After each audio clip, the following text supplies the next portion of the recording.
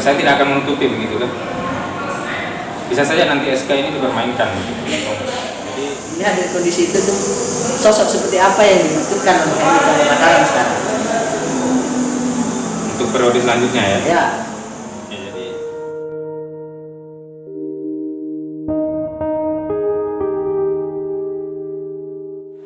Assalamualaikum warahmatullahi wabarakatuh. Apa kabar semuanya, Ganda Yunda yang sudah menantikan episode berikutnya. Kali ini saya menghadirkan Ketua Umum Universitas MIPA IKIP Mataram langsung di kampusnya, kampus Unikma Mataram ya, kampus Mandalika. Anda Sunan Majidi sekaligus salah satu pengelola training di HMI Cabang Mataram. Sebelumnya saya mempersilahkan untuk memperkenalkan diri tuh. Bismillahirrahmanirrahim. Assalamualaikum warahmatullahi wabarakatuh. Waalaikumsalam. Saya Sunan Majidi, kader himpunan mahasiswa Islam Cabang Mataram. Ketua Umum periode berapa tuh? 2019-2020. Masa kepengurusan berarti lewat itu gimana nih? Sudah hampir 2 tahun. Udah hampir 2 tahun ya. Oke. Nanti sekilas itu kita akan kulik sedikit tuh. Siap. Kenapa saya tanyakan ya masa periode pengurusan? Karena komisariat juga ngikut dari cabang gitu kan. Sebelum kita masuk ke pertanyaan ini gitu, saya ingin mendengarkan jawaban ketum soal beberapa pertanyaan ini yang dijawab secara spontan tuh. Siap ya? Siap. Oke. Kalau mendengar kata kader HMI itu, Yakin usaha sampai. yakin bisa sampai. Cabang Mataram, Apa ya? Cabang Mataram. Cabang induk lah. cabang induk. Siap. Oke. Kongres tuh, Kongres. Gawai terbesar di HMI. gawe terbesar di HMI. Terakhir tuh, konferensi cabang tuh. Konferensi cabang. Gawai komisariat. Gawe komisariat. Bukan gawenya cabang ya. Bukan gawenya cabang. Oke tuh. Terima kasih sudah menjawab secara spontan. Berarti ini akan kita sangkut pautkan nanti di beberapa pertanyaan inti Ganda Yunda. Sebelum ke sana, saya ingin mendengarkan secara langsung ini bagaimana analisa Ketua Umum HMI Komisariat MIPA terkait problematika kita di HMI Cabang Mataram. Jadi kalau saya ditanya tentang periode kepengurusan saat ini di HMI Cabang Mataram, saya mengatakan cukup progresif ya. Cukup progresif di mana segala bentuk kegiatan organisasi itu hampir berjalan sempurna semuanya. Namun tidak dipungkiri juga bahwa ada bidang-bidang yang memang tidak berjalan sesuai dengan yang diharapkan gitu. Nah, seandainya kita tidak dijumpai oleh kondisi saat ini begitu, yaitu pandemi ini, yang mungkin program-program dari HMI Cabang Mataram periode ini itu akan berjalan normal. Namun inilah kondisi saat ini. Kemudian kepengurusan yang memang di masing-masing bidang begitu. Masing-masing bidang ada departemen maupun masuknya ada yang tidak aktif begitu. Nah itu menjadi kendala juga dari segi sumber daya manusianya. Nah ini yang menjadi persoalan begitu. Sehingga setengah dari kepengurusan di HMI itu ada namanya reshuffle kan. Ya. Jadi reshuffle lah begitu untuk menjalankan program-program organisasi. Saya ingin mengatakan begini tuh. Kita kecenderungan jika di akhir masa kepengurusan gitu, apalagi SK itu sudah mati misalnya, dengan kondisi katakanlah seperti sekarang ini, apakah bisa disebutkan beberapa bidang yang ada di Cabang Mataram itu tidak mau melaksanakan program kerja lagi karena masa kepengurusan sudah habis? Jadi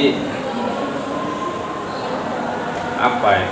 saya mengatakan bahwa tanggung jawab ya tanggung jawab begitu, bukan masalah SK atau legalitas semata gitu, bukan. Tapi ada beban moral yang dibebankan kepada kader-kader himpunan mahasiswa Islam. Jadi saya kembalikan lagi tadi ke awal bahwasanya kondisi yang saat ini itu menuntut kita untuk tetap apa ya istilahnya, tetap menjalankan gitu, walaupun ya tetap menjalankan kerja-kerja organisasi walaupun SK kepengurusan kita sudah selesai. Nah kami di komisariat pun begitu, sudah hampir mau 2 tahun begitu kan. Tapi ketika kita ingin berkegiatan, kita harus ada izin dari pemerintah, dari otoritas-otoritas yang ada. Jadi itu yang harus dipahami begitu. Bukan hanya sekedar kita punya SK selesai dan kita tidak mau bekerja. Tapi lebih kepada beban moral. Beban moral. Jadi artinya semua komisariat yang ada di cabang Mataram ini, meskipun begitu ya, masa pengurusan di cabang itu sudah lewat, komisariat tetap mengharapkan kerja-kerja yang itu berimbas pada kaderisasi di semua komisariat gitu ya. Oke.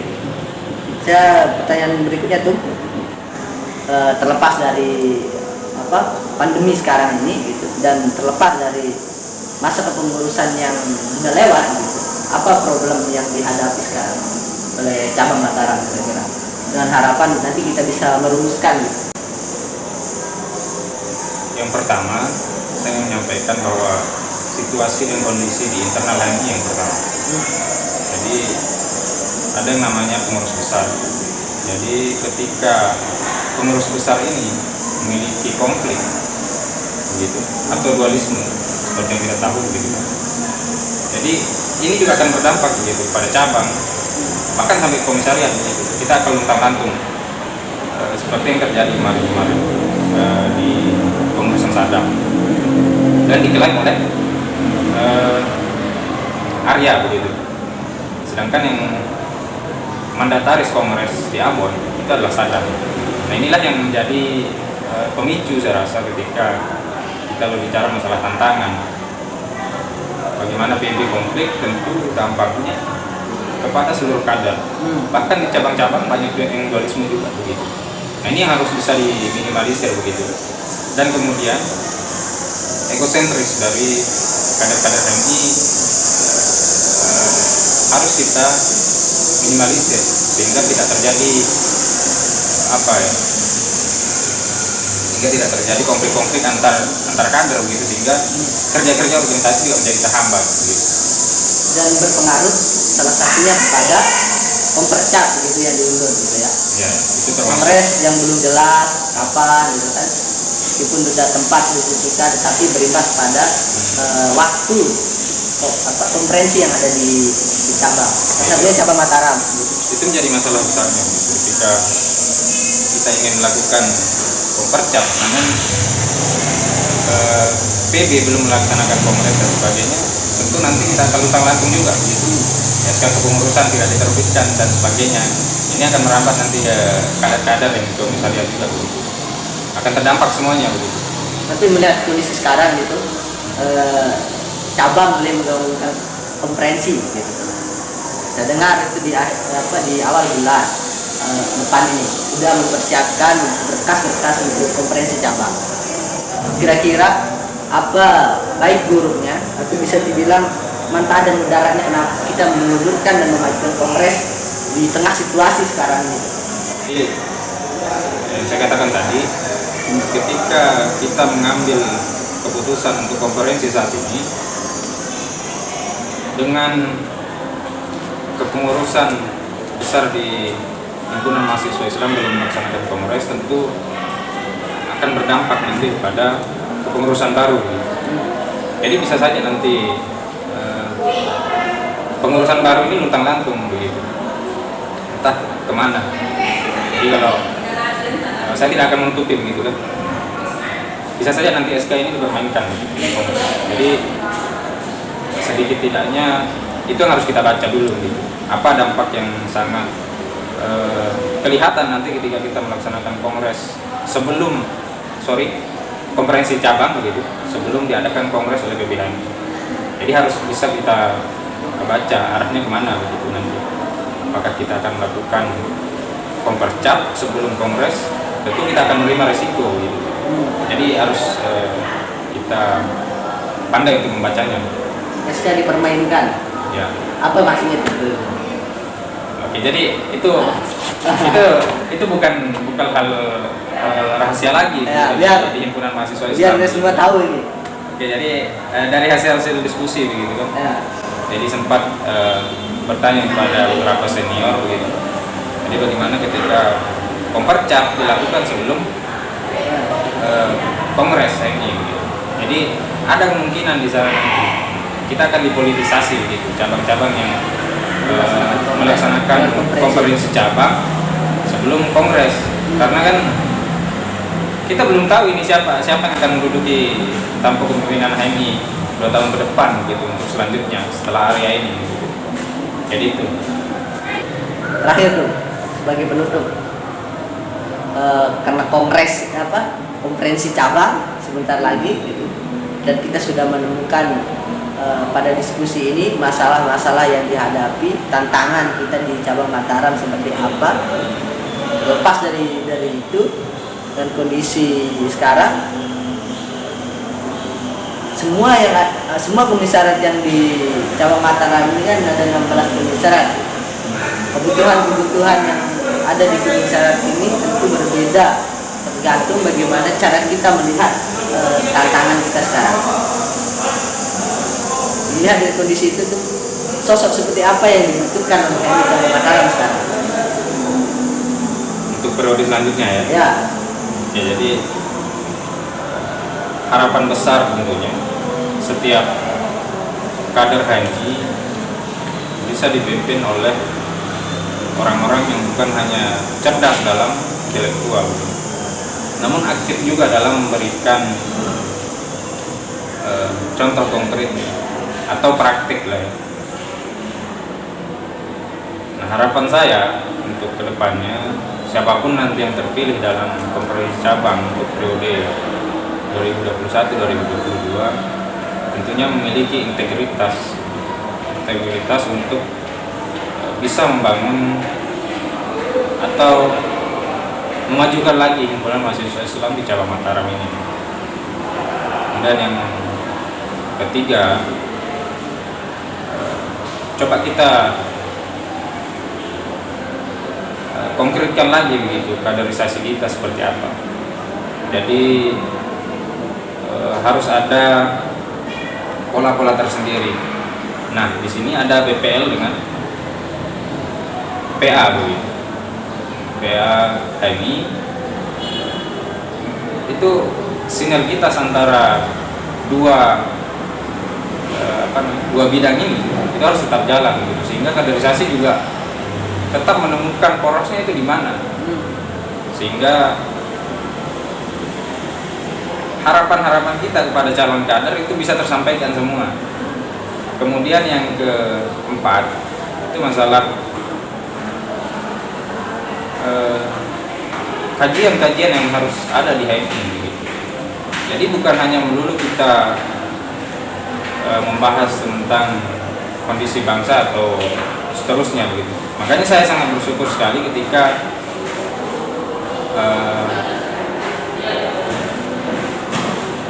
Pak Direktur begitu sangat aktif di lembaga pers ini gitu, lembaga pers mahasiswa Islam. Jadi ini salah satu untuk memenuhi kebutuhan kader gitu kan. Nah, itu harus ada kajian tentang situasi dan kondisi saat ini. Jadi kita di era modern, era digitalisasi, ya harus menyesuaikan juga begitu. Jadi harus memperbanyak tentang diskusi-diskusi yang berbasis tentang digitalisasi. Gitu. Kemudian yang kedua, kita memfungsikan semua lembaga. Gitu. Jadi di HMI ada beberapa lembaga, namun yang aktif hanya beberapa, gitu. Sehingga kebutuhan dan keinginan kader untuk berkreativitas ataupun maju itu sangat kurang, gitu. Nah, misalnya saya di himpunan mahasiswa Islam cabang Mataram ada 10 kader yang dominan di